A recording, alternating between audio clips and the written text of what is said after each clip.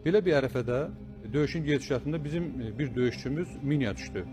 Minaya düşməsi nəticəsində ayağının birini itirdi və müvazənətin saxlaya bilməyib yerə yıxılanda yıxıldı. Hansı ki dayaq verdiyi qol, sol tərəf qolu, o da minaya düşdü. Təsəvvür edirsiniz, bir ayağı, bir qolu mina apardı onu.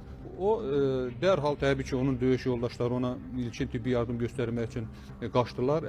Onlar başladılar ilkin tibbi yardım göstərməyə. Amma o döyüşçü bilirdi ki, onu bu döyüş sahəsindən çıxartmaq, ona ilkin tibbi yardım göstərmək nə qədər vaxt alacaq, nə qədər və döyüş yoldaşları istər-istəməz bir neçəsi bununla məşğul olmaq məcburiyyətinə qalacaq. O, baxın, görün, bizim Azərbaycan gəncliyində, bizim baxın, ordumuzun nümayəndəsi, döyüşçülərimiz hansı ruhda idi? O fürsət tapıb, onları uzaqlaşdırmaq istədi, amma onlar təbii ki, öz yoldaşlarını o vəziyyətdə qoya bilməzdilər. O imkan tapıb, hamının gözünə yayınıb, silahı götürüb,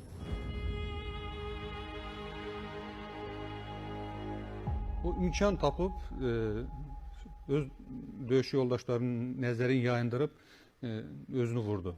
Bu, torpaqlarımızın azad olmasını nə qədər istəməklərinə xəbər verirdi və eyni zamanda düşmənə olan nifrəti göstərirdi. Mən tam əmin idim ki, biz bu qələbəni qazanacağıq. Çünki bizim